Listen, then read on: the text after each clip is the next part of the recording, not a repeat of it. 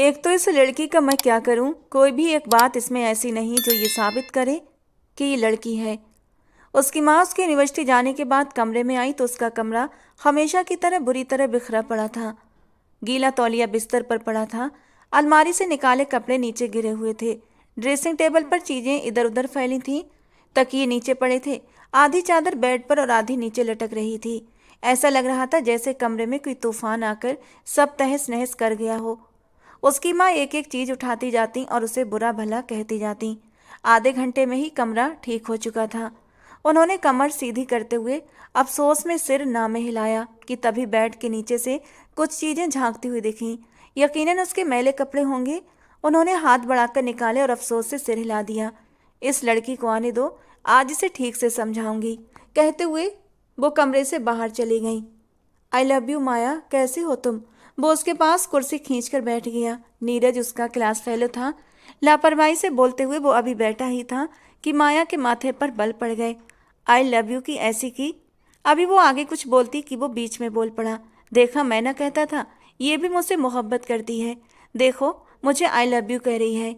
उसने जबरदस्त एक्टिंग करते हुए कहा तो माया ने गुस्से में आकर अपने पास रखा हुआ बैग उठाया और उठाकर उसके सर पर दे मारा। बहुत ही सस्ते एक्टर हो तुम, तुम्हें मालूम भी है सब लोग हमें देख रहे हैं और तुम हो कि मेरा मजाक बना रहे हो। लोग सच में उन दोनों को देखने लगे थे। अरे ये लोग तो पागल हैं, तुम तो थोड़ी अकल से काम लो यार। मैं क्यों तुमसे मोहब्बत करूंगा? अपनी जिंदगी खराब थोड़ी करनी है। अपनी शक्ल देखी है, केले का छिलका। नीरज ने उसका मजाक उड़ाया। क्या कहा? माया गुस्से से खड़ी हो गई। अपनी शारीरिक बनावट पर तंज सुनकर वो आग बबूला हो उठी थी और तेजी से उसके पीछे भागी।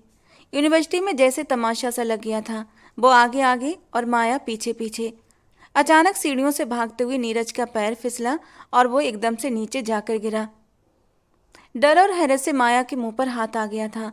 वो वहीं सीढ़ियों पर ही रुक गई। नीरज, वो सदमे में चीख पड़ी। उसके ग्रुप की लड़कियां दौड़ कर आईं। अरे माया, ये क्या किया तूने? इसे सीढ़ियों से धक्का दे दिया? मैंने कुछ नहीं किया, माया एकदम से घबराकर बोली। शायद उसकी कोई हड्डी टूट गई थी। वो दर्द से बुरी तरह कराह रहा था। स्टूडेंट्स ने उसे उठाया और अस्पताल ले गए। माया बुरी तरह डर गई थी। वो अपनी हरकत पर अब पछता रही थी। उसे क्या जरूरत थी उसके पीछे भागने की? वो तो हमेशा से ऐसा ही था। अगर वो मजाक कर रहा था तो वो उसे नजरअंदाज कर सकती थी। अस्पताल में नीरज के पैर पर पट्टी बांध दी गई थी। माया माया बुरी तरह रोती हुई, घबराई हुई और बेचैन नजरों से उसे देख रही थी। नीरज, आई एम सॉरी, मेरी वजह से। उसके आंसू गिरने ही वाले थे कि उसने तुरंत पोंछ डाले। अरे नहीं यार, तुम्हें शर्मिंदा होने की जरूरत नहीं है, गलती मेरी ही थी। तुम्हें केले का छिलका कहा था ना, बस खुद ही उसी छिलके पर पैर पड़ गया और बस सजा मिल गई। वो हंसते हुए बोला। माया ने गुस्से से उसे घूरा जो इतनी चोट लगने पर भी शरारत करने से बाज नहीं आ रहा था। तुम एक नंबर के बेशरम इंसान हो। ये सुनकर सब हंस पड़े थे। इतना सीरियस मत लो यार, इस टूटे पैर के साथ भी यूनिवर्सिटी आ सकता हूँ और तुम्हें तंग भी कर सकता हूँ, बेफिक्र रहो। मुझसे इतनी जल्दी जान नहीं छूटेगी तुम्हारी, क्योंकि मुझसे छुटकारा पाना तुम्हारे बस की बात नहीं। वो दोनों टॉम एंड जेरी की तरह वो दोनों टॉम एंड जेरी की तरह यूनिवर्सिटी में लड़ते रहते थे, लेकिन उनकी दोस्ती भी कमाल की थी। उस दिन माया ड्राइवर के साथ यूनिवर्सिटी से घर वापस आई। उसे आने में देर हो गई थी और उसकी मम्मी दरवाजे पर खड़ी हाथ में गैस का पुराना पाइप लिए उसका स्वागत करने को तैयार थीं। कहाँ रह गई थी? उसकी माँ ने आते ही सख्त आवाज में पूछा। नीरज अस्पताल में था, उसे देखने गई थी। माया ने सब सच सच बता दिया। उसकी माँ जानती थी कि दोनों अच्छे दोस्त हैं और एक दूसरे के घर आते जाते रहते हैं। माया, अब ये मत कहना कि तुम्हारी वजह से कुछ हुआ है। उसकी माँ तुरंत भांप गई। इसलिए डरते डरते बोली, मेरी वजह से क्या होना था? बस केले के छिलके पर पैर पड़ा और मिस्टर धड़ाम से नीचे। उसने हाथ का इशारा करके गिरने का पूरा सीन समझाया। उसकी माँ जो पाइप रखने वाली थी, उन्होंने उसी पाइप से उसे जोर से लगा दिया। मम्मा, वो बिलबिला उठी। एक तो बच्चे को चोट लगी, ऊपर से तुम मजे ले लेकर बता रही हो कि वो कैसे गिरा। तुम्हें जरा भी मैनर्स हैं या नहीं? उसकी माँ तो उसे डांटने के पूरे मूड में थी, लेकिन वो पहले गुस्सा हुई और फिर हंसते हुए वहां से चली गई। तो माया भी तुरंत भाग गई। वो है ही इसी काबिल। उसने सीढ़ियों तक पहुंचकर ऊंची आवाज में कहा, माया नीचे आओ, फिर बताती हूँ कि तुम किस काबिल हो। लेकिन उस पर कोई असर नहीं हुआ और माया कमरे में आ गई और अपना साफ सुथरा कमरा देखकर मुस्कुरा दी। वो सीधे बिस्तर पर गिर गई। उसके सेमेस्टर चल रहे थे और तैयारी की वजह से वो बहुत थक चुकी थी। वैसे भी उसकी माँ ने उसके मार्क्स देखने होते थे और अच्छे नंबर ना आने पर वहाँ भी कुछ ना कुछ उसे सुनना पड़ता था। तो बस अब उसे पढ़ाई पर ध्यान देना था। कुछ दिनों के बाद उनके सेमेस्टर खत्म हो गए थे और अब सब सहेलियां मिलकर प्लान बना रही थी कि सेलिब्रेशन कहाँ किया जाए। चलो ना यार, किसी रेस्टोरेंट चलते हैं, मेघा ने सुझाव दिया। तो माया ने उसकी बात पर तुरंत हामी भरी। हाँ ठीक है यार, मम्मा भी ज़्यादा शोर नहीं करेंगी, डिनर करके तुरंत वापस आ जाएंगे। हाँ सही है, चलते हैं किसी अच्छे से रेस्टोरेंट में, अनीता भी बोली। फिर मुस्कुराकर बोली, लेकिन पैसे कौन देगा? अरे यार, सब मिलकर पे करेंगे, माया ने हंसते हुए कहा। मेघा ने उसके कंधे पर हाथ रखा। वो बेहद कंजूस थी और हर जगह जाकर दूसरों से कहती, यार मेरे बदले का भी पे कर दो। ऐसा करते हैं, एक गेम रखेंगे, जो हारेगा वही सबका बिल पे करेगा। अनीता ने तुरंत कहा, ठीक है, गेम भी खेलेंगे और खाना भी खा लेंगे। और कोई हुक्म है आपका? माया ने मुंह फुलाते हुए कहा, नहीं बस अभी के लिए इतना ही, अब घर चलते हैं। वैसे किस दिन का प्लान रखें? तीनों उठकर खड़ी हुई थीं। परसों का रख लेते हैं, माया ने बैग कंधे पर डालते हुए कहा। चलो फिर ठीक है, परसों मिलते हैं, अनीता ने सिर हिलाते हुए कहा। तीनों अपनी अपनी तरफ निकल पड़ी। मम्मा मुझे डिनर पर जाना है, कोई सत्संग में नहीं, माया ने कहा। उसकी माँ ने गले से दुपट्टा निकालकर उसके चारों तरफ लपेट दिया तो माया चिढ़कर बोली, मम्मा ऐसे जाऊंगी क्या बाहर? सब लोग मुझे बहन जी कहेंगे। अपनी मॉडलिंग बस घर की हद तक रखा करो, समझी? उसकी माँ ने सख्त आवाज में उसे डांट दिया। मम्मा आप भी हद करती हैं, ऐसे कौन जाता है इतने बड़े रेस्टोरेंट में? मेरी दोस्त मेरा मजाक बनाएंगी। वो तो कोशिश कर रही थी कि दुपट्टा साथ ही लेकर ना जाए। सीधी तरह से मान लिया करो माया, वरना तुम मुझे अच्छी तरह जानती हो। उसकी माँ ने हल्का सा धौल उसकी कमर पर जमा दिया। चलो अब निकलो यहाँ से और रात को जल्दी आ जाना, वरना तुम्हारे भाई को कॉल करके कह दूंगी कि तुम बहुत बिगड़ रही हो। उसकी माँ ने उसे उसके भाई की धमकी दी। तो माया बुरा सा मुंह बनाकर बाहर निकली, लेकिन गाड़ी में बैठते ही उसने दुपट्टा गले से उतारकर सीट पर फेंक दिया था और ड्राइवर से गाड़ी स्टार्ट करने को कहा। उसने घुटनों से ऊपर तक आती व्हाइट लेडीज शर्ट और ब्लू पैंट पहनी हुई थी। वो कोई बहुत ज़्यादा तैयार नहीं हुई थी, लेकिन फिर भी बहुत प्यारी लग रही थी। मासूम सा चेहरा जिसमें हल्की सी शरारत घुली हुई थी। रेस्टोरेंट काफ़ी दूर था, इसीलिए वहां पहुंचने में उन्हें काफ़ी समय लग गया था। 8 बजे तक वो वहां पहुंच गई थी और मेघा और अनीता पहले से ही वहां पर उसका इंतजार कर रही थी। वो कुर्सी खींचकर उनके सामने बैठ गई। बहुत देर लगा दी आने में, मेघा ने गुस्से से आंखें निकालते हुए पूछा। यार मम्मा ने इतना दिमाग खराब किया ना, मत पूछो। दुपट्टा सिर पर ही डाल दिया कि इसे पहन कर जाओ, वहां सबकी नज़र तुम पर उठेगी, अच्छा नहीं लगता। माया ने बताया तो दोनों हंस पड़ी। यार हम तुम्हें इतने सालों से जानते हैं, ये सब करने के बाद भी तुम कौन सी उनकी बात मानती हो? करती तो वही हो जो तुम्हें करना होता है, अनीता ने हंसते हुए कहा। वो ठीक ही कह रही थी। चलो यार ऑर्डर करो, भूख लग रही है। तीनों ने मेन्यू कार्ड उठा लिया और बड़े गौर से सोचने लगी कि क्या खाना है। लगभग 15 मिनट तक सोचने के बाद उन्होंने 3-4 तरह के खाने का ऑर्डर दे दिया। कुछ देर में खाना टेबल पर आ गया और वे बातें करते हुए खाने में बिजी हो गईं। जब बिल पे करने की बारी आई तो तीनों एक दूसरे का चेहरा देखने लगीं। भाई हम तो गेम खेलेंगे, हमारी जो डील हुई थी, अनीता ने बिल से बचते हुए कहा। ठीक है, चलो गेम बताओ, माया ने हाथ मेज पर मारते हुए कहा। तुम्हारा डेयर है, अभी जो सबसे हैंडसम वेटर यहाँ आ रहा है ना, तुम उसे प्रपोज करोगी। अगर तुम नहीं कर पाई तो बिल तुम पे करोगी। अपनी दोस्तों की बात सुनकर माया ने गुस्से से उन्हें घूर कर देखा। मैं कोई प्रपोज नहीं करने वाली, अगर वो मेरे गले ही पड़ गया तो, उसने बाल पीछे करते हुए कहा। मेघा और अनीता ने उसे घूरा। अरे ऐसा कुछ नहीं होगा, चलो शाबाश, शुरू करो, वो यहीं आ रहा है। उन्होंने आइसक्रीम का ऑर्डर दिया था और उसे देने एक वेटर उनकी तरफ आ रहा था। वो सच में काफ़ी हैंडसम लग रहा था। माया ने गहरी सांस ली और उसकी तरफ देखने लगी। वो धीरे धीरे उनकी टेबल के पास आता जा रहा था और माया का दिल तेजी से धड़क रहा था। आखिरकार वो टेबल तक पहुंच गया। माया ने झट से कहा, सुनिए 1 मिनट। वेटर रुक गया। आपकी शक्ल सूरत बहुत अच्छी है, मुझे आप बहुत अच्छी लगे, क्या आप मुझसे दोस्ती करेंगे? भीगी हथेलियों और धड़कते दिल के साथ आखिर माया ने किसी न किसी तरह बोल ही दिया था। मैम आपका ऑर्डर। उसने ट्रे टेबल पर रखते हुए माया को पूरी तरह नजरअंदाज करते हुए कहा। माया बुरी तरह शर्मिंदा हो गई। अपनी दोस्तों की मुस्कुराती नजरें खुद पर महसूस करते हुए वो धीरे से उसकी तरफ झुककर बोली, प्लीज, मेरी इज्जत का सवाल है। वो कुछ पल के लिए रुका, फिर उसकी ओर देखने लगा। ठीक है, बताइए, होटल में कब रूम बुक करवाना है? उसके सवाल पर माया का चेहरा गुस्से और शर्म से लाल पड़ गया। उसकी आंखें भर आईं।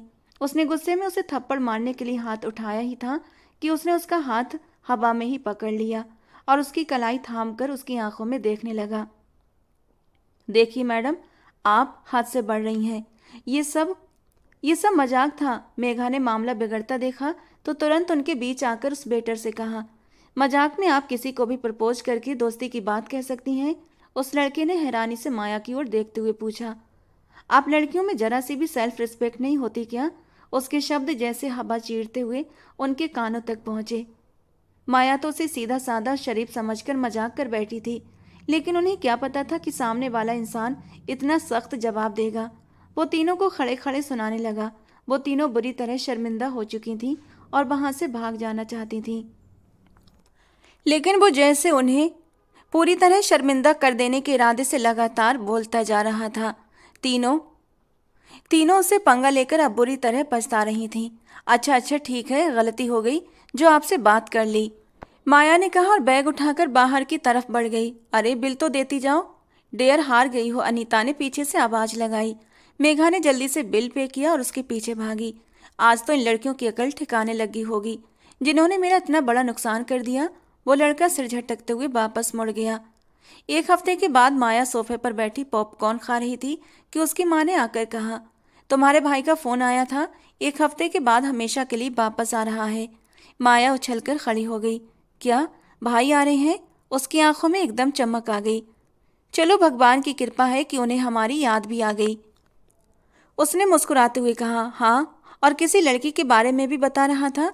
उसके घर वाले हमसे मिलना चाहते हैं। उसकी माँ ने उसे और जानकारी दी। मतलब पहले से भाभी भी ढूंढ चुके हैं? माया ने चौंकते हुए कहा। तो इसमें इतना हैरान होने वाली कौन सी बात है? उसकी माँ ने उसे घूरा। हैरान होने वाली बात तो कोई नहीं। खैर, मैं भी अपना पति खुद ढूंढूंगी, उसने मुंह फुलाकर कहा। बहुत ज्यादा जुबान चलने लगी है तुम्हारी माया। उसकी माँ ने उसे घूरा तो वो तुरंत हंस पड़ी। मैं सच में अपना दूल्हा खुद ढूंढूंगी, बस आपको पहले बता दूंगी। तभी उसके सर पर हल्की सी चपत पड़ी। मम्मा, उसने गुस्से से पुकारा। मम्मा की बच्ची, कब से एक ही बात बार बार दोहराए जा रही है। चल उठ, जाकर अपना कमरा साफ कर, उसकी माँ ने कहा। माया मुंह फुलाकर उठकर खड़ी हुई। हर कोई मुझसे बस काम ही करवाता रहता है। पीछे से उसके पापा ने भी हल्के से टोक दिया तो वो मुंह बनाकर अपने कमरे में चली गई। कमरे में आकर उसने काम करने की बजाय सीधे बेड पर लेटकर मोबाइल उठा लिया और ग्रुप में मैसेज करने लगी। तभी मेघा का मैसेज आया। माया, आज यूनिवर्सिटी के बाद बाहर घूमने चलते हैं। उसने तुरंत जवाब दिया। सॉरी यार, आज नहीं, आज भाई आ रहे हैं, उन्हें टाइम देना है। उसके जवाब में खुशी साफ झलक रही थी। अरे, आर्यन भैया आ रहे हैं? मेघा ने उत्साहित होकर पूछा। हाँ यार, तुम लोग भी आकर मिल लेना उनसे, माया ने जवाब दिया।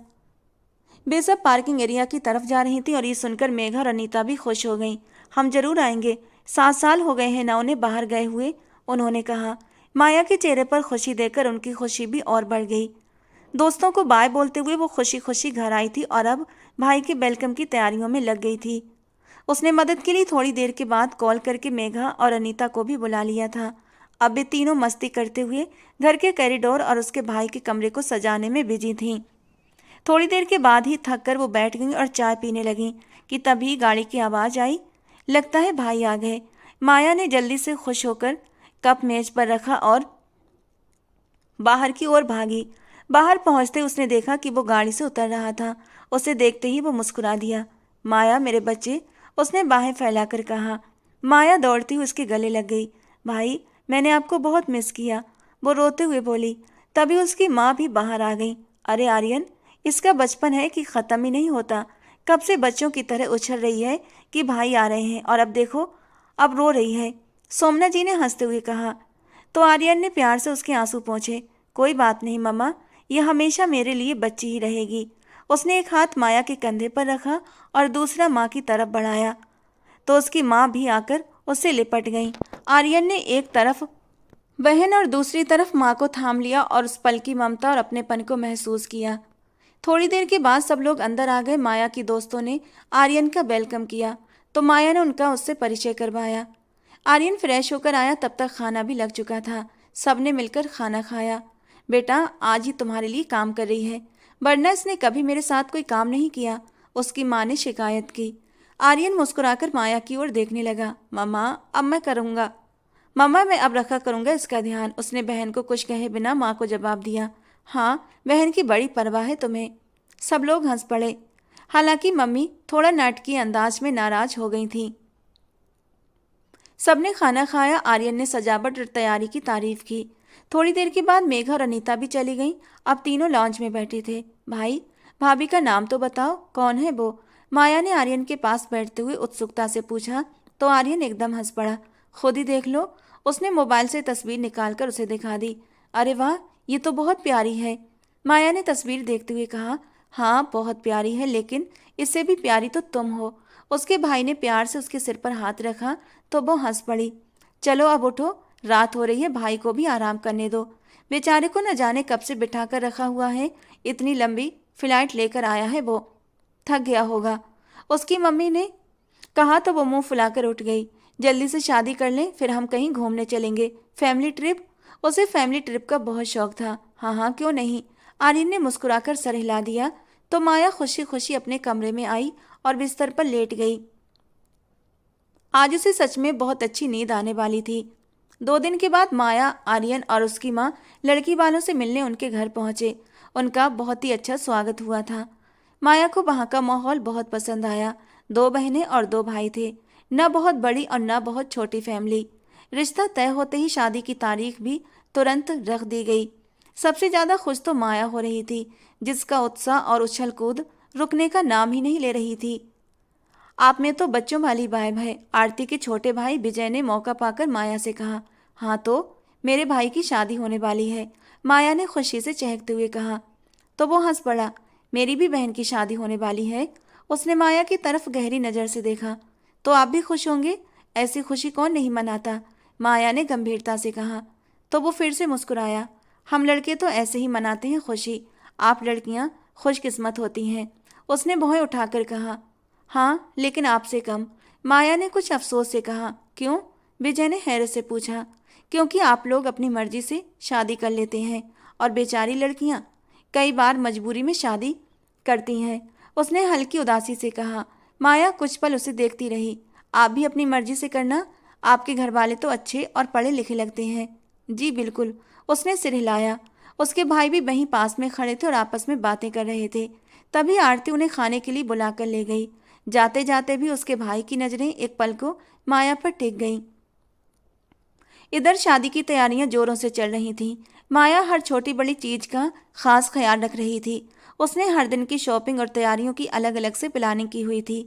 शादी से 3 दिन पहले ही उसकी दोस्तें भी आकर उसके घर पर रुक गई थीं और पूरे घर में रौनक और मस्ती का माहौल सा बन गया था। तीनों ने मिलकर खूब मस्ती की थी और देखते ही देखते शादी का दिन भी आ पहुंचा। माया तैयार हुई, लेकिन उसकी माँ ने उसे पार्लर जाने नहीं दिया।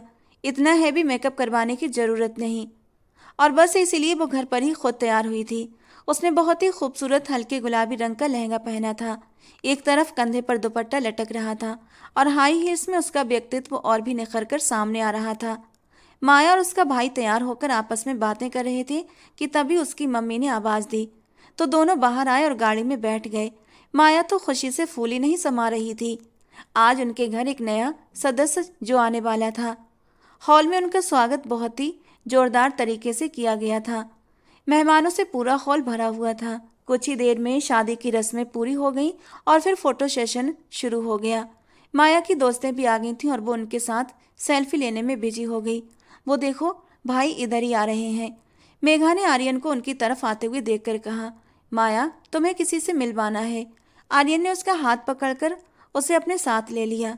ये है मेरी बहन माया, जिसके बारे में मैं हमेशा बात करता रहता हूँ, और माया, ये मेरा फ्रेंड है, हमारी दोस्ती बहुत पक्की है।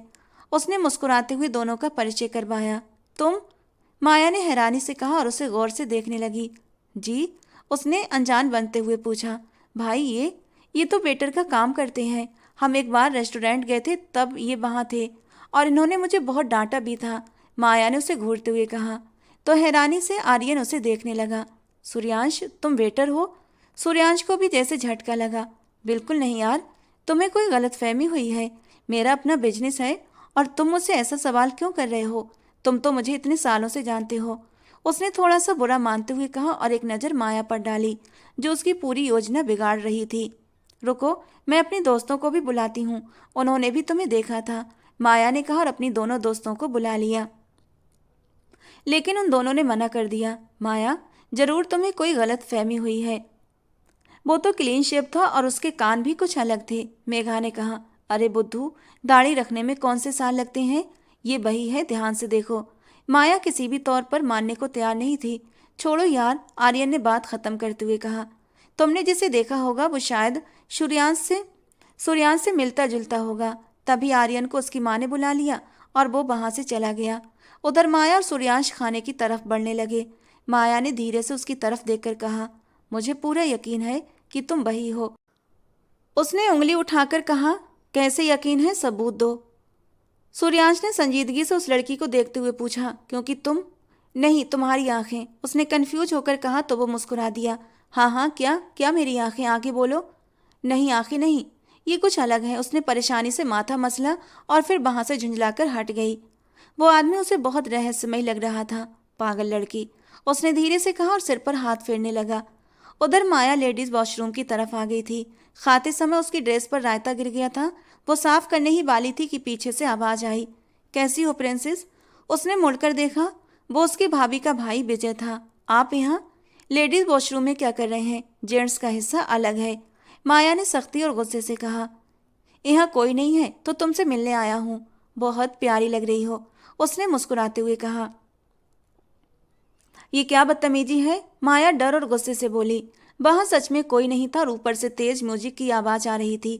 बदतमीजी नहीं, पागलपन है जो तुम्हारी अदाओं को देखकर हो गया है, उसने कहा और झट से माया को पकड़कर दीवार के पास लगा दिया और खुद उसके बहुत करीब आ गया।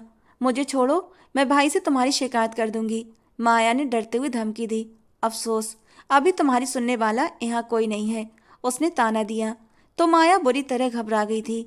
उसने खुद को छुड़ाने की कोशिश की, लेकिन वो उससे कहीं ज्यादा ताकतवर था। उसका दिल डर से जोर जोर से धड़क रहा था और आंखों से आंसू भी निकलने लगे थे। वो पूरी ताकत से उसे पीछे धकेलने की कोशिश कर रही थी, लेकिन वो टस से मस नहीं हो रहा था। उसे यकीन न आया कि उसके साथ ऐसा कुछ हो सकता है और वो यूं बेबस हो जाएगी। उसने लड़ने की कोशिश की थी लेकिन नाकाम रही। वो नाजुक सी थी और वो हट्टा कट्टा मर्द। छोड़ो मुझे, वो गुस्से से उसे हटाने की कोशिश कर रही थी और वो अपनी मनमानियां लगातार करता जा रहा था।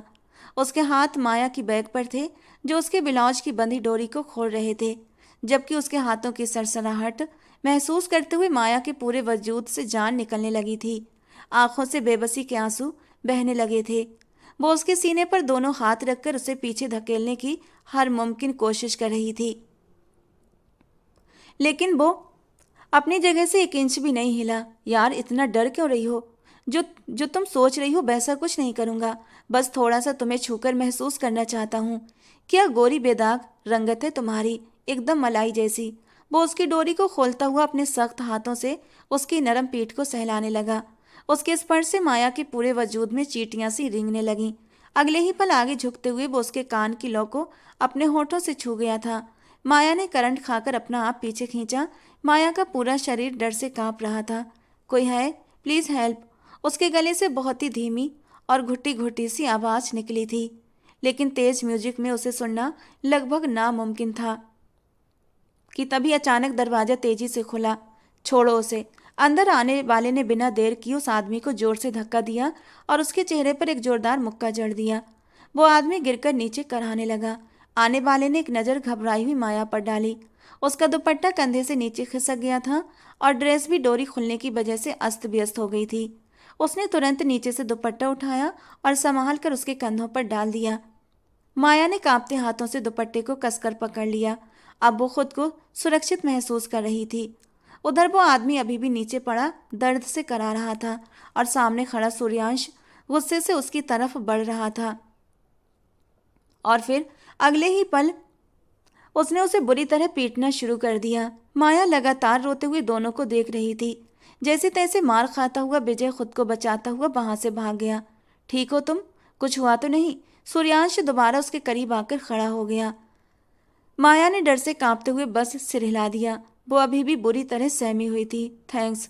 खुद को संभालते उसने धीरे से कहा और आगे बढ़ने लगी। तभी सूर्यांश ने उसका हाथ पकड़ लिया। वह हैरानी से पलटकर उसे देखने लगी। सूर्यांश ने तुरंत उसका हाथ छोड़ दिया। तुम ऐसे ही बाहर जाओगी? बाहर बहुत सारे मेहमान हैं। रुको, मैं तुम्हारी मदद कर देता हूँ। उसने धीरे से उसका दुपट्टा कंधों से हटाया और पीछे की खुली डोरियों को बांधने लगा। किसी मर्द के स्पर्श से माया को एक अजीब सी घबराहट हो रही थी। उसका दिल तेजी से धड़कने लगा। वो बहुत नरमी से उसकी डोरियों को बांध रहा था कि तभी विजय आर्यन को लेकर अंदर आ गया। आर्यन जीजू देखिए, ये दोनों यहाँ पर क्या कर रहे हैं? विजय की आवाज पर सूर्यांश और माया दोनों ने पलट कर देखा। सूर्यांश ने तुरंत हाथ पीछे किए और माया के कंधों पर दुपट्टा ठीक से डाल दिया। इसने आपको बताया नहीं कि इसके साथ इसने क्या किया है? सूर्यांश कुछ कहता इससे पहले ही आर्यन गुस्से से भर उठा। मैं जो देख रहा हूं ना, वही काफी है। तुम और मेरी बहन। उसे अपनी आंखों पर यकीन नहीं हो रहा था, लेकिन जो उसने देखा था उसी को सच मान बैठा था। आर्यन, तुम अपने दिमाग में क्या सोच रहे हो? मुझे नहीं पता, लेकिन मैं तो इसकी मदद कर रहा था, वरना ये तुम्हारा साला जो इसके साथ करने वाला था, तुम और ये किसी को मुंह नहीं दिखा पाते। सूर्यांश की बात पूरी भी नहीं हुई थी कि आर्यन ने उसके मुंह पर एक जोरदार मुक्का मार दिया। माया कुछ भी कहने की हालत में नहीं थी। वो बहुत ज्यादा डरी हुई थी। हिम्मत करके कुछ कहने की कोशिश की, लेकिन तभी अचानक से उसका सर चकराया और उसकी आंखों के आगे अंधेरा सा छा गया और अगले ही पल वो बेहोश होकर जमीन पर गिर पड़ी। आज के बाद मेरा इस लड़की से कोई रिश्ता नहीं। अगर तुम दोनों एक दूसरे को पसंद करते थे तो मुझे पहले बता देते। मैं इज्जत से इसे तुम्हारे हवाले कर देता, लेकिन तुमने तो चोरी छुपे मेरी इज्जत पर ही वार कर दिया। अब मुझे इस लड़की को अपने घर में नहीं रखना। इसे यहाँ से लेकर जाओ। आर्यन गुस्से में कहकर वहां से चला गया। पास खड़ा विजय हल्की सी मुस्कान दबाकर रह गया। सूर्यांश ने परेशान होकर सिर पर हाथ फेरा। क्या मुसीबत है यार, कैसा भाई है, अपनी बहन पर भी भरोसा नहीं किया। उसने खुद से कहा और माया को गोद में उठाकर पीछे के दरवाजे से बाहर निकल गया ताकि कोई उन्हें इस हालत में देख न सके। वो उसे लेकर सीधा अपने घर आया था, क्योंकि इतनी ज्यादा सज धज के साथ अस्पताल ले जाना ठीक नहीं लगता। अब वो उसके होश में आने का इंतजार करने लगा और करीब 2 घंटे के बाद माया को होश आया। उठ गई तुम? उसने धीमे से पूछा। भाई, कहते ही माया घबराकर उठी और बाहर जाने लगी, लेकिन सूर्यांश ने उसे संभालकर फिर से बिस्तर पर बिठा दिया। वो कुछ बोलने के बजाय रोने में लगी रही। भाई, ऐसा नहीं कर सकते। वो मुझे घर से नहीं निकाल सकते। मुझे घर जाना है। भाई को सारी बात बतानी है, मम्मा को सारी बात बतानी है। उसका यूं रोना बिलखना देखकर सूर्यांश ने गहरी सांस ली। वैसे तो तुम्हारी जुबान बहुत चलती है, लेकिन आज अपने भाई के सामने एक शब्द भी नहीं बोल पाई तुम कि तुम्हारे साथ क्या हुआ था। तुम्हारी इसी चुप्पी ने देखो मुझे किस मुसीबत में डाल दिया। उसने गुस्से से दहाड़ते हुए कहा। मैं डर गई थी, उसने रोते हुए मासूमियत से कहा। वो पहले गुस्सा होता रहा, फिर उसकी हालत समझ आने पर उसने माया की ओर देखा। वो सच में बहुत ज्यादा डरी हुई थी। सदमे में आकर कुछ न बोलना एक सामान्य प्रक्रिया थी। वो पढ़ा लिखा था, समझ सकता था। हम अभी जा रहे हैं तुम्हारे घर और तुम्हारे भाई को समझाएंगे, उसने कहा। वो तुरंत खड़ी हो गई। हाँ, मुझे यकीन है मामा और भाई मान जाएंगे, उसने सिर हिलाते हुए कहा। जब वो लोग घर पहुंचे तो दुल्हन का स्वागत हो चुका था और अब इस वक्त वो कमरे में बैठी हुई थी। वो लोग अंदर आए तो उसकी माँ परेशानी से आर्यन से बात कर रही थी। तुमने उसे ऐसे कैसे बाहर निकाल दिया आर्यन? मेरी बच्ची गलत नहीं हो सकती, मुझे उस पर पूरा भरोसा है, उसकी माँ पूरे विश्वास से कह रही थी। मम्मा, माया ने पुकारा। माया मेरी बच्ची। वो उसे गले लगाने ही वाली थी कि आर्यन ने उन्हें रोक लिया। मम्मा, ये लड़की हमारी इज्जत की कातिल है। अगर मुझे आरती के भाई ने सब कुछ ना बताया होता तो मैं कैसे यकीन करता? ये पहले से एक दूसरे को जानते भी हैं, उसने गुस्से से माया की ओर देखकर कहा। वो इनकार में सिर हिला रही थी। तभी आरती भी शोर सुनकर वहां गई। आर्यन, मुझे कहना तो नहीं चाहिए, लेकिन कहना पड़ रहा है, क्योंकि अब हालात ही ऐसे हो गए हैं। तुम्हारी बहन ठीक नहीं है, इसने मेरे भाई को बरगलाया था। उसने उल्टा माया पर इल्जाम लगा दिया। अपने भाई को बचाने के लिए उसे कुछ तो करना था। मैंने इन दोनों को इशारे करते हुए भी देखा था। बल्कि इससे आगे मैं तुम्हें क्या बताऊं आर्यन, मुझे बताते हुए भी शर्म आ रही है, लेकिन जब हालात ऐसे हो गए हैं तो बताना ही पड़ेगा। विजय ने इन दोनों को एक ही कमरे से एक साथ निकलते हुए भी देखा था, और वो भी इस हालत में कि ये लड़का सूर्यांश अपनी शर्ट के बटन बंद करता हुआ बाहर आ रहा था। अब तो समझ जाओ तुम्हारी मासूम सी दिखने वाली बहन के करतूत क्या है, उसने कानों को हाथ लगाते हुए कहा। जबकि उसकी ये बातें सुनकर जहां माया सदमे में चली गई थी, वहीं आर्यन का खून गुस्से से खौलने लगा था। जबकि सूर्यांश का तो बस नहीं चल रहा था कि सामने खड़ी झूठ बोलती आरती का गला दबा दे, जो अपने भाई को बचाने के लिए इतना बड़ा झूठ बोल रही थी। आर्यन आगे बढ़ा और उसने माया के मुंह पर एक जोरदार थप्पड़ मार दिया। वो संतुलन न रख सकी और दूर जाकर गिर पड़ी। सूर्यांश ने जल्दी से आगे बढ़कर उसे उठाया। भाई, उसने रोते हुए तड़प कर कहा, आप मुझ पर इल्जाम लगा रही हैं, सिर्फ अपने भाई को बचाने के लिए, उसने हिम्मत करके आरती से कहा। सूर्यांश ने माया को संभाल लिया था। मैं ऐसा कुछ नहीं कर रही हूँ। आर्यन आर्यन मुझे सालों से जानते हैं, मैं हमेशा सच का साथ देती हूँ, आखिर को वकील हूँ मैं, उसने गर्दन अकड़ा कर कहा। इसको लो, निकलो यहाँ से, मैं अपनी नई जिंदगी में कोई प्रॉब्लम खड़ी नहीं करना चाहता, आर्यन ने गुस्से से कहा। तुम गलती कर रहे हो आर्यन, और याद रखना, जब तुम्हें पछतावा होगा तो मैं तुम्हें माया से मिलने तक नहीं दूंगा, उसने दो टोक अंदाज में कहा और माया को अपने साथ खड़ा कर लिया। वो जाना नहीं चाहती थी, उसकी मां रो रही थी, जबकि आर्यन गुस्से से पैर पटकता हुआ अंदर चला गया। अच्छा नहीं किया तुमने, उसकी मां ने अपनी बहू से कहा। किसी एक को तो बुरा बनना था, आपकी बेटी ही सही, उसने कंधे उचकाकर लापरवाही से कहा। तो सोमना जी उसे बस देखती रह गईं। वो समझ गई थी कि अब उनकी जिंदगी आसान नहीं रहने वाली। मुझे आपके साथ कहीं नहीं जाना, मुझे अपने घर में रहना है, अपनी माँ के साथ, उसने गुस्से से कहा। तुम्हारा भाई फैसला सुना चुका है, तुम उस घर में नहीं रह सकती, वो तुम्हें घर से बाहर निकाल देगा, फिर कहाँ जाओगी तुम, उसने संजीदगी से पूछा। कहीं भी, लेकिन आपके साथ नहीं, उसका रोना लगातार जारी था। तुम्हारा भाई तो शादी के फेरे लेते ही पराया हो गया है। तुम्हारी माँ को तुम पर यकीन है, लेकिन बेटे की वजह से वो भी खामोश है। और कौन है तुम्हारा, इतनी आसानी से यकीन टूट जाता है? मैं तो बेकसूर हूँ, जुल्म मेरे साथ हुआ है, आप ना आते तो मैं तो किसी को मुंह दिखाने के काबिल न रहती। जबकि मेरे भाई ने बहन की बजाय उस पर यकीन किया जो झूठ बोल रहा था, उसने रोते हुए कहा। तुम्हारा भाई पूरी तरह अपनी पत्नी के कंट्रोल में है माया, और जो मर्द अपनी पत्नी के बस में हो जाते हैं उनसे कोई उम्मीद नहीं रखनी चाहिए, उसने संजीदगी से कहा। भाई ने अच्छा नहीं किया मेरे साथ, उनसे जितनी मोहब्बत थी मुझे, आज सब खत्म हो गई, वो रोते हुए बोल रही थी। उसकी हिचकियां बंद गई थीं। सूर्यांश ने पानी की बोतल उसकी ओर बढ़ाई। पानी पियो, और मैं तुम्हें ऐसे अपने घर में नहीं रख सकता, शादी करनी होगी मुझसे, उसने कहा। तो माया ने एक झटके से सर ऊपर उठाया था। उस दिन रूम वाली डिमांड पूरी करने के लिए शादी करना चाहते हो ना, उसने गुस्से से पूछा। उसे पूरा यकीन था कि ये वही वेटर है। शट अप, उसने लाल आंखों से गुस्से में कहा। उसकी चलती जुबान पर सूर्यांश को गुस्सा आ रहा था।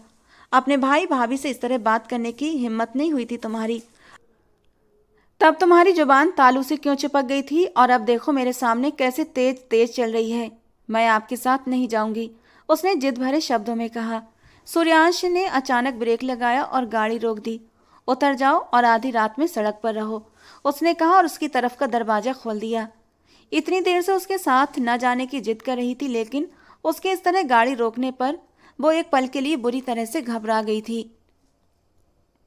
सूर्यांश ने दरवाजा खोलकर उसका हाथ पकड़ा और उसे बाहर खींच लिया, फिर खुद गाड़ी में बैठकर गाड़ी आगे बढ़ा ले गया। अब गाड़ी से उतरकर माया को एहसास हुआ कि वो बेकार में ही उससे बहस कर रही थी। सड़क सुनसान थी, इक्का दुक्का गाड़ियां ही वहां से गुजर रही थीं। अचानक 2-3 कुत्ते उसे देखकर उसकी ओर बढ़ने लगे। वो डरकर भागने लगी। बचाओ बचाओ मुझे, उसने रोते हुए आवाज लगाई और पूरी ताकत से दौड़ने लगी। अचानक ही सामने से सूर्यांश आ गया और वो भागते हुए उसके चौड़े सीने से जा टकराई। सूर्यांश को अपने सामने मौजूद पाकर जैसे माया को किसी सुरक्षा का एहसास हुआ था, और फिर वो बिना कोई परवाह किए उसके सीने से लिपट गई। वो कुत्ते मेरे पीछे पड़े हैं, मुझे बचाओ उनसे, वो उसकी शर्ट को मुट्ठियों में जकड़े उसके सीने में चेहरा छुपाए रोते हुए बोल रही थी, जबकि कुत्ते उसे देखकर भाग चुके थे। रिलैक्स हो जाओ, कुत्ते भाग गए हैं। तुम्हारी चीखों से तो बड़े बड़े तुम्हारी चीखों से तो बड़े बड़े भूत भी भाग जाएं। वो तो बेचारे मासूम से कुत्ते थे। उसका तंज सुनकर माया के रोने में तुरंत कमी आई थी। फिर उसके सीने पर मुक्का मारते हुए उससे अलग हो गई। निकल गई सारी अकड़? उसने माया से एक आईब्रो उठाकर पूछा। ठीक है, कर लेते हैं शादी। आंखों के आंसू हथेली से साफ करते हुए वो बेबसी से बोली। उसने देखा कि अब उसके पास कोई और ऑप्शन नहीं था, इसलिए वो मान गई थी। सूर्यांश ने सर झटका। घर में रखने की वजह से करनी पड़ रही है, कोई शौक नहीं है मुझे तुम जैसी मुसीबत को सिर पर लेने का। तुम्हारी इज्जत बचाते बचाते अपनी जिंदगी दांव पर लगा दी है, उसने गुस्से से कहा और आगे बढ़ने लगा। वो मुंह में कुछ बड़बड़ा रही थी, लेकिन सूर्यांश ने उसकी कोई बात सुनने की जरूरत महसूस नहीं की। दोनों सूर्यांश के घर पहुंचे और फिर उसने शादी का इंतजाम किया। अपने कुछ करीबी दोस्तों को बुलाकर वो माया को पास के मंदिर में ले गया। वहीं उन दोनों की बेहद सादगी से शादी हो गई। माया बहुत रोई थी। उसके भी कुछ सपने थे, अरमान थे। सबसे बड़ी ख्वाहिश ये थी कि जिससे उसकी शादी हो उसे वो पहले से पसंद करती हो, लेकिन यहाँ तो वो उसे पहले से नापसंद करती थी। ये मेरा बेड है, उसने घर आते ही कहा। तो मैं क्या करूं? माया ने गुस्से से जवाब दिया। वैसे भी वो शादी करके बुरी तरह पछता रही थी। सोने के लिए कोई दूसरी जगह ढूंढो, उसने संजीदगी से कहा और वॉशरूम की तरफ बढ़ गया। मनहूस कहीं का वेटर। उसे अभी यकीन था कि वो वेटर ही है। उसने गुस्से में अपने लिए सोने की जगह ढूंढी। फिर कपड़े देखे, वो इन कपड़ों में नहीं सो सकती थी। यार, कपड़े भी नहीं है, उसने झुंझलाकर सोचा। तभी वो बाहर आ गया, तौलिए से बाल सुखाते हुए और बेड पर लेट गया। लाइट्स ऑफ कर दो, मुझे नींद आ रही है। सूर्यांश का हुक्म सुनकर माया सर से लेकर पैर तक बुरी तरह से सुलग उठी थी। तुम्हें नजर नहीं आ रहा मैं यहाँ खड़ी हूँ? उसने गुस्से से सूर्यांश को घूरते हुए कहा। अगर बाहर जाओगी तो रोशनी ही रोशनी है, तो तुम शौक से कमरे से बाहर जा सकती हो। आज शादी में जाकर मुझसे बहुत बड़ी गलती हो गई, उसने भी बिना लिहाज के जवाब दे दिया। हाँ, वेटर की कमी जो रह गई थी, इसलिए तुम्हारा आना तो बनता था। उसने भी अपने बदले का पूरा अंदाज दिखाया। सूर्यांश बेड से उठा और उसके पास आ गया। क्या कहा वेटर? मेरे साथ रहते हुए तमीज से बात करो, वरना तुम्हारे साथ अच्छा नहीं होगा, उसने गुस्से से माया से कहा। वो एक ही बात का बार बार उसे ताना दे रही थी। बेटर को बेटर ही कहूंगी, कोई एसपी डीएसपी नहीं हो तुम जो मैं तुमसे डरूं और तुम्हारी इज्जत करूं। अब सूर्यांश से बर्दाश्त नहीं हुआ। वो झटके से बाजू से पकड़कर माया को दीवार से लगा गया और खुद उस पर साया किए खड़ा हो गया। हल्के अंधेरे में उसकी आंखें माया को साफ नजर आ रही थीं। तो दूर दूर रहकर बात करो मुझसे। सूर्यांश के इतना करीब आने पर वो बुरी तरह घबरा गई थी। उसके वजूद से उड़ती धीमी धीमी सी खुशबू माया को और ज्यादा घबराहट में डाल रही थी, जबकि उसकी घबराहट देखकर सूर्यांश के होंठों पर हल्की सी मुस्कान आ गई। बस दूर दूर से ही बहादुर बनती थी, पास आने पर उसकी जैसे हवा निकल जाती थी। 2 कदम का फासला है हमारे बीच और इसे दूर ही कहते हैं, उसने कहा और माया को छोड़कर पीछे हट गया। लाइट ऑन कर दो और अपने कुछ कपड़े दे दो मुझे, उसने इस बार मुंह बनाकर कहा। मेरे कपड़ों में तुम आ जाओगी? उसने हैरानी से उसके नाजुक वजूद को देखते हुए पूछा। अरे यार, तो और क्या पहनूं? उसने भी झुंझलाकर कहा। अच्छा देख लो, जो ठीक लगे अलमारी से निकाल कर पहन लो और मुझे डिस्टर्ब मत करना, उसने कहा और सिर पर तकिया डालकर लेट गया। उसे सोते समय रोशनी बिल्कुल पसंद नहीं थी। वो अलमारी की तरफ बढ़ी और सूर्यांश का ट्राउजर और एक टी शर्ट निकालकर खुद को लगाकर नापने लगी। कपड़े बड़े थे, लेकिन फिलहाल काम चल सकता था। वो वॉशरूम में जाकर चेंज करके बाहर आ गई कि तभी उसे एहसास हुआ कि वो भूखी है। खाना खाने से पहले ही उसकी जिंदगी में ये एक नया तमाशा शुरू हो गया था। सुनो वेटर, वो बेध्यानी में उसे दोबारा से वेटर बोल गई थी। सूर्यांश ने तकिया हटाकर उसे गुस्से से घूरा। सॉरी, गलती से मुंह से निकल गया। भूख लगी है, उसने मुंह लटकाकर मासूम सी शक्ल बनाते हुए कहा। किचन में जाकर देख लो, कुछ खाने को होगा, उसने कहा और दोबारा से सोने के लिए करवट बदल ली। मैंने कभी किचन में काम नहीं किया और ये मुझे खुद देखने को कह रहा है। वो मुंह में बड़बड़ाते हुए किचन की तरफ चली आई। वहां फ्रिज में देखा तो मटर पुलाव रखा था, उसने निकाल कर खाना शुरू कर दिया। उसकी आंखों से मोटे मोटे आंसू बहने लगे। उसने जिंदगी में कभी भी ठंडा खाना नहीं खाया था और अब वो जबरदस्ती उसे गले के नीचे उतार रही थी। उधर सूर्यांश उसे किचन में भेजकर खुद सोने की कोशिश कर रहा था, लेकिन उसे नींद नहीं आ रही थी। बार बार उसका ध्यान उसी लड़की पर जा रहा था। वो झुंझलाकर तकिया फेंकते हुए उठकर बैठा और उसके पीछे पीछे किचन में आ गया, जहां वो आंसू बहाते हुए जबरदस्ती खाना खाने की कोशिश कर रही थी। वो उसके पास आया, उसके हाथ से प्लेट ली और अवन में रख दी। ये अवन है, इसमें तुम खाना गर्म कर सकती हो, उसने माथे पर बल डालते हुए कहा। मुझे इसे चलाना नहीं आता, उसने शर्मिंदगी से सिर झुकाकर कहा। चलो आज मैं कर देता हूँ।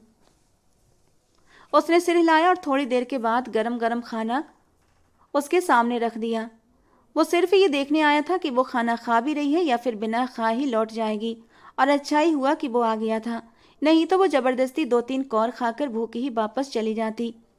अब वो इतना भी पत्थर दिल नहीं था कि किसी के एहसास को समझ न सके, खासकर उस मासूम लड़की के। वैसे मैंने तो दोस्ती की बात की थी और तुमने सीधे शादी ही कर ली, माया ने कमरे में आकर कहा। वो उसे खाना देकर पहले ही कमरे में जाकर सोने की एक्टिंग कर रहा था। उसके कुछ न बोलने पर वो भी चुप हो गई। मुझे पूरा यकीन है कि ये वही वेटर है, कमरे का ऑफर करके कमरे में ही ले आया। वो धीरे धीरे बड़बड़ा रही थी, जबकि उसकी बातें सुनकर सूर्यांश के होठों पर हल्की सी मुस्कान आ गई। उसका सारा तनाव जैसे दूर हो गया था। वो सुकून से आंखें बंद करके सो गया, ये जाने बिना कि वो भी बेड पर ही सो रही है। तुमने अच्छा नहीं किया आर्यन, उसकी कोई गलती नहीं थी। सुबह सोमना जी ने आर्यन से समझाने की कोशिश की। मुझे उसका नाम इस घर में नहीं सुनना मम्मा। मेरे ससुराल वाले इतने भी गए गुजरे नहीं कि मेरी बहन की इज्जत पर दाग लगाएं।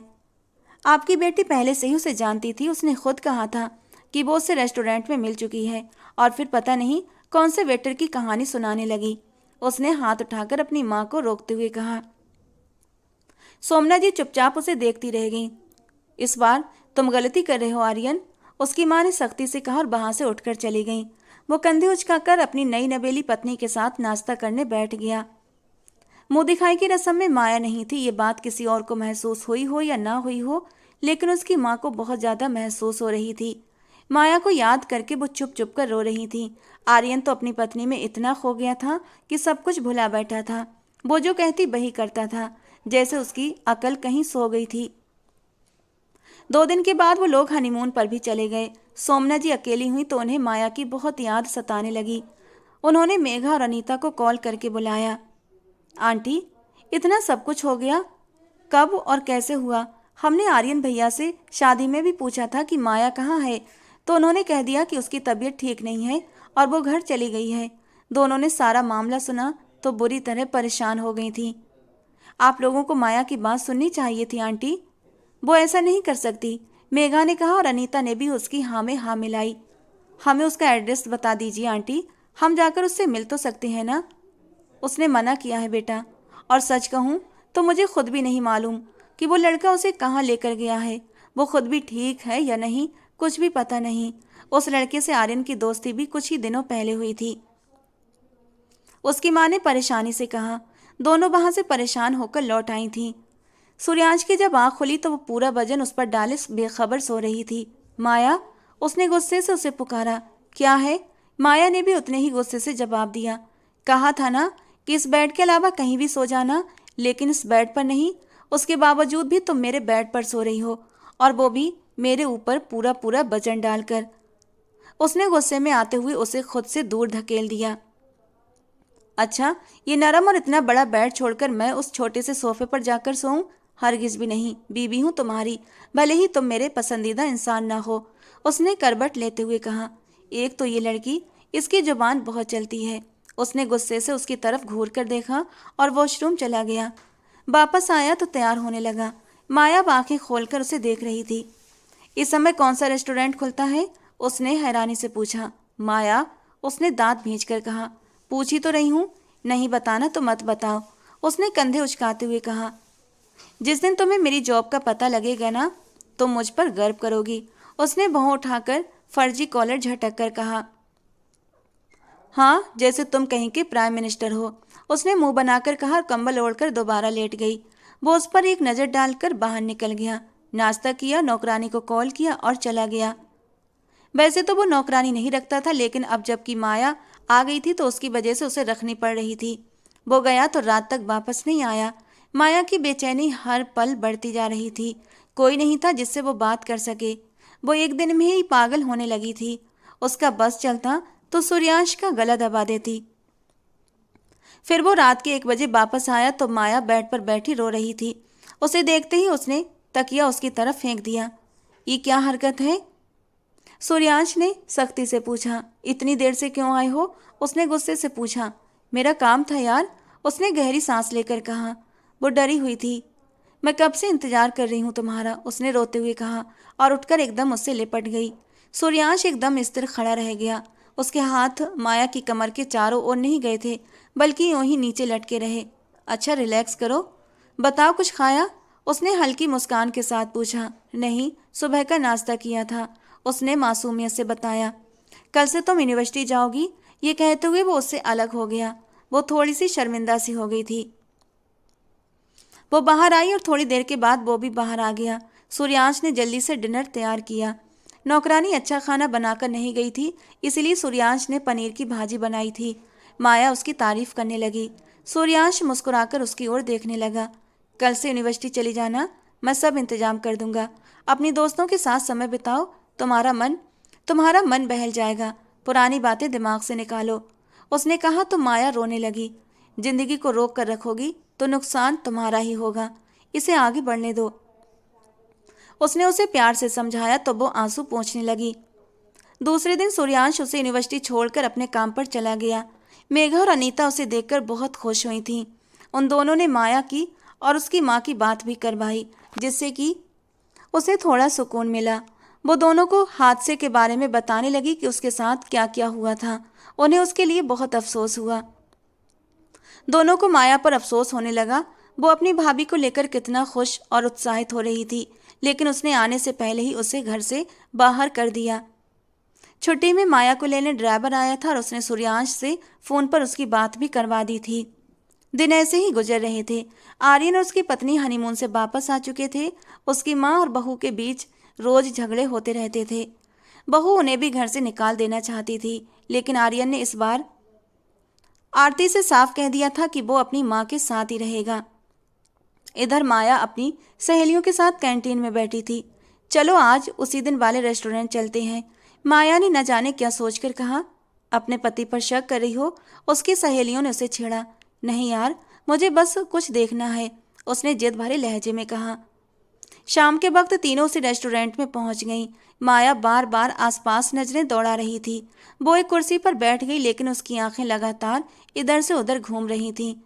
वो सूर्यांश को ही तलाश कर रही थी कि तभी अचानक उसकी नज़र सामने पड़ी।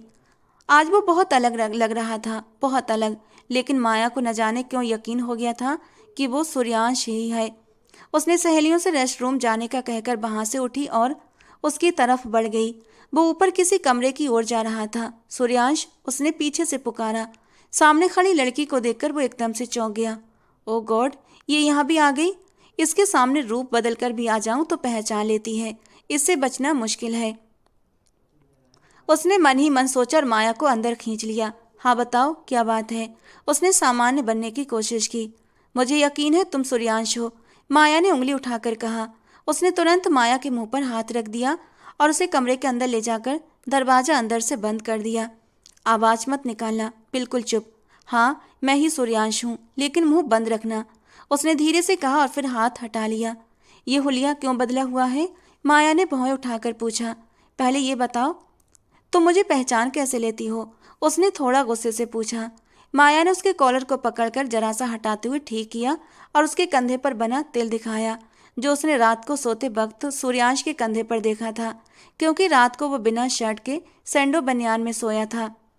क्या बात है, इतनी गौर से देखती हो मुझे? दाल में कुछ तो काला है, उसने हल्के से मुस्कुराकर एक आंख बिंक करते हुए शरारत से पूछा। सूर्यांश की बात पर माया सिर्फ उसे घूर कर रह गई थी। वैसे मेरी तरफ से पूरी इजाज़त है, तुम मुझे इससे भी ज़्यादा गौर से देख सकती हो। मेरी हर एक चीज़ पर सिर्फ और सिर्फ अब तुम्हारा हक है, चाहे ज़बरदस्ती ही सही। वैसे और भी बहुत सी जगह पर मेरे ऐसे तिल हैं, तो तुम उन्हें भी देख सकती हो। अजीब सी मदहोशी भरे शब्दों में बोला था कि उसकी बातों का मतलब समझकर माया का चेहरा लाल पड़ा था। तुम अपनी लिमिट क्रॉस कर रहे हो। मैं तो बस देखना चाहती थी कि तुम्हारे जिस्म पर वही तिल है या नहीं जो मैंने घर पर देखा था, माया ने मुंह बनाकर कहा। खुद को नॉर्मल रखने की हर मुमकिन कोशिश कर रही थी। हालांकि उसकी ये बातें सुनकर उसका दिल पसलियां तोड़कर बाहर आने के लिए तैयार हुआ था। उसे अपनी फीलिंग्स पर हैरत हो रही थी। उसे तो उस इंसान पर गुस्सा आना चाहिए था, बल्कि वो उसकी बातों पर शर्म से लाल टमाटर हो रही थी। दिल की हालत अजीब होने लगी थी। वो होठों का कोना कुचलते हुए उसके इस गुलाबी रूप को देख रहा था। शादी से पहले तक उसे इस लड़की में कोई इंटरेस्ट नहीं था, लेकिन शादी होते ही पता नहीं क्यों उसके दिल की हालत इस लड़की की तरफ से बदलने लगी थी। उसकी नज़रों से परेशान होकर माया ने तुरंत बात आगे बढ़ाई। देखिए, मुझे पूरा यकीन है कि तुम ही श्रेयांश हो, इसलिए अब झूठ मत बोलना। हाँ, तो तुमसे बचना मुश्किल है यार, कह तो दिया मैं ही श्रेयांश हूँ। उसने माया को हल्के से दीवार की तरफ किया और माया उसकी गर्दन में हाथ डालकर खड़ी हो गई। मुझे लगता है हमारा कोई सोल कनेक्शन है, उसने उसकी ठोड़ी उठाते हुए कहा। तो वो मुस्कुराकर उसे देखने लगी। यू मीन आज से तुम्हें अपनी बीवी मानना शुरू कर दूं? क्या ख्याल है? तुमने तो चोरी छुपे मेरा तिल भी देख लिया, अब तुम भी मुझे रोक नहीं सकती कि मुझे क्या देखना है, उसने शरारत से कहा। तो माया ने तुरंत उसे दूर किया। शट अप, मेरा ऐसा कोई छुपा हुआ तिल नहीं है, उसने गुस्से से कहा। घर आकर बताऊंगा कि कहाँ कहाँ तिल छुपा है, अभी यहाँ से चलो, उसने धीरे से कहा। उसने बड़ी मुश्किल से उसे वहां से भेजा तो वो भी वहां से चली गई थी। सूर्यांश ने राहत की सांस ली। वो एक मिशन पर था। उसका टारगेट इस रेस्टोरेंट में रोज आता था और आज आखिरी दिन था। उसे डील करते हुए रंगे हाथों पकड़ना था। रात तक वो अपना मिशन पूरा करके घर लौट आया था। माया गहरी नींद में सो रही थी। ये सोने की एक्टिंग या फिर सोने की एक्टिंग कर रही थी। वह पति काम करके आए और मैडम आराम से सो रही हैं, उसने मुंह बनाकर कहा। बताओ क्या काम करते हो, बिजनेस, नौकरी या चोरी? माया ने एकदम अचानक से उठते हुए पूछा। उसके हाथ में एक स्क्रू ड्राइवर था जिससे वो सूर्यांश को डराने की कोशिश कर रही थी। अरे यार, मैं एक मेजर हूँ, उसने माया को अपने करीब करते हुए कहा। मेजर? मजाक कर रहे हो ना? उसने शक भरी नजरों से पूछा। आज एक मिशन था जो पूरा हो गया, उसने गंभीर होकर बताया। माया हैरानी से उसका चेहरा देखने लगी।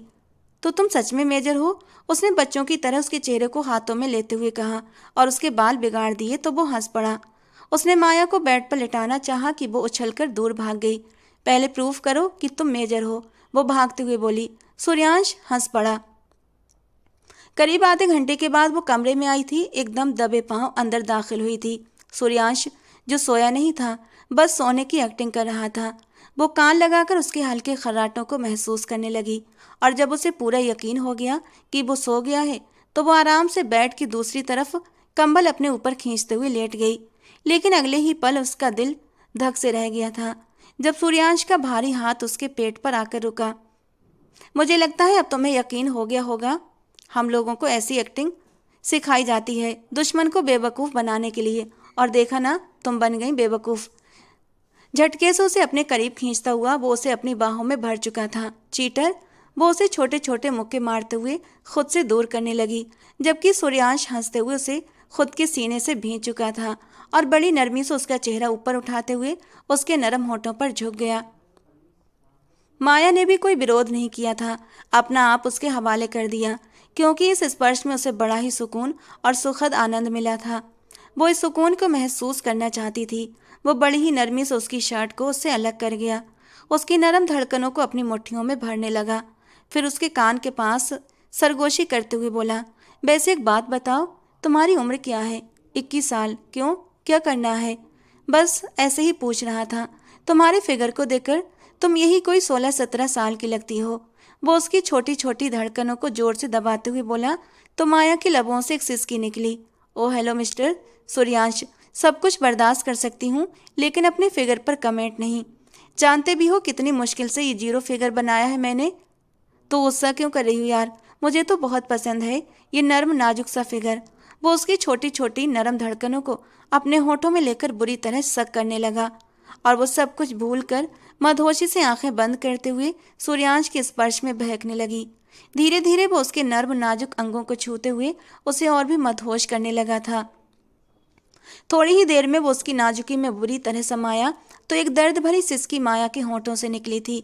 अगले ही पल बेडशीट को अपनी मुट्ठियों में दबोच चुकी थी। उधर आरती फोन पर अपनी माँ से बात कर रही थी और टेरेस पर खड़ी होकर ताजी हवा ले रही थी। अब तो वो पूरी तरह मेरे काबू में है मम्मा। उसने मेरी बात पर यकीन कर लिया है। माया को गए 1 महीने से ज्यादा हो गया है। उसका कोई नामो निशान नहीं है इस दुनिया में। अच्छा हुआ जो विजय ने वो काम कर दिया और वो हमारी जिंदगी से निकल गई, वरना उसकी बचकानी हरकतें मुझे सहनी पड़ती। ऊपर से आर्यन भी हर समय उसे मेरा बच्चा कहकर बुलाता रहता था। मुझे उससे बहुत चिढ़ होती थी। वो मुझे पहले दिन से ही पसंद नहीं थी और वो बुढ़िया भी उस पर जान छिड़कती थी। लेकिन क्या करूं, उस बुढ़िया को घर से नहीं निकाल सकती क्योंकि आर्यन ने साफ कह दिया है कि माँ हमारे साथ ही रहेंगी। वो गुस्से से सब कहे जा रही थी। पता नहीं अब माया किसके साथ होगी। पहले तो विजय पर बहुत गुस्सा आया था कि जहां खूबसूरत लड़की देखी नहीं वहीं फिसल गया, लेकिन बाद में लगा जो हुआ अच्छा ही हुआ। तभी किसी ने अचानक उसके हाथ से फोन छीन लिया। वो घबराकर पीछे मुड़ी तो सामने ही आर्यन खड़ा था। उसके गुस्से से भरे चेहरे को देखकर आरती एक पल के लिए बुरी तरह सहम गई। वो कुछ कह पाते उससे पहले ही आर्यन का हाथ उठा और उसके गाल पर एक जोरदार थप्पड़ पड़ गया। तुम्हारी हिम्मत कैसे हुई? वो गुस्से से कांप रहा था। मेरी बहन पर झूठा इल्जाम लगाने की हिम्मत कैसे हुई तुम्हारी? उसकी आंखें गुस्से से लाल थीं। You bastard! आरती भी गुस्से में उसकी तरफ बढ़ी, लेकिन आर्यन ने एक और थप्पड़ उसके गाल पर जड़ दिया। निकल जाओ मेरी जिंदगी से, हमेशा हमेशा के लिए। मैं तुम जैसी औरत को अपनी जिंदगी में और बर्दाश्त नहीं कर सकता, जिसने आते ही मेरा घर बर्बाद कर दिया। तलाक के पेपर तुम्हें कल तक मिल जाएंगे। उसके मुंह से तलाक शब्द सुनते ही आरती पत्थर की तरह वहीं जमी की खड़ी रह गई। तुम घर बसाने वाली औरत नहीं हो, बल्कि घर उजाड़ने वाली औरत हो। उसी दिन आर्यन ने उसे घर से निकाल दिया। उसकी माँ उसे रोकती रह गई, लेकिन आर्यन का फैसला अटल था। वो अपनी पत्नी से बेहद प्यार करता था और उसी पत्नी ने उसकी जिंदगी उजाड़ दी थी। अब वो पछतावे में बैठा रो रहा था। अगले ही दिन शाम को माँ बेटे माया के घर पहुंचे। उस दिन सूर्यांश की छुट्टी थी और वो गार्डन में फूलों को पानी दे रहा था। कभी कभी वो माया के चेहरे पर भी पानी के छींटे मार देता, जिससे कि वो खिलखिलाकर हंस पड़ती। अचानक सूर्यांश ने पूरा पाइप उसकी ओर कर दिया और वो पूरी तरह भीग गई। और इस बार माया को गुस्सा आ गया। सूर्यांश के बच्चे! वो गुस्से से उसके पीछे पाइप लेकर भागी थी, लेकिन अचानक उन दोनों को सामने देखकर रुक गई। आप दोनों यहाँ? वो एकदम से घबराकर सूर्यांश के पीछे छिप गई। ये देखकर उसके भाई को बुरा लगा। हम माफ़ी मांगने आए हैं, हमसे गलती हो गई।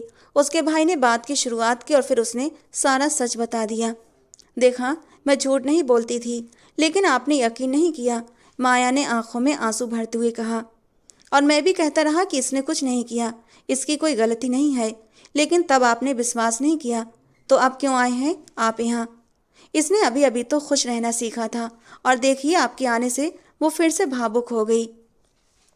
सूर्यांश को माया की आंखों में आंसू देखकर बहुत गुस्सा आ गया था। ये मेरी बहन है, आर्यन ने सूर्यांश को घूरते हुए कहा, लेकिन अब ये मेरी पत्नी है। सूर्यांश ने भी उसी तेवर में जवाब दिया। तो साबित करो, कोई सबूत दो, आर्यन ने तुरंत कहा। एक तो आप दोनों भाई बहन एक जैसे हैं, हर बात का सबूत चाहिए आपको, सूर्यांश ने गुस्से से कहा।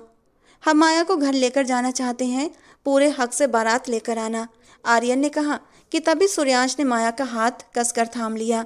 माया उसकी ओर देखने लगी। 1 मिनट के लिए भी ये कहीं नहीं जाएगी, उसने साफ शब्दों में कहा। आर्यन और उसकी माँ सूर्यांश की यह हरकत देखकर एकदम से हंस पड़े और माया का चेहरा शर्म से लाल हो गया। अब सूर्यांश उसका पसंदीदा मर्द बन चुका था।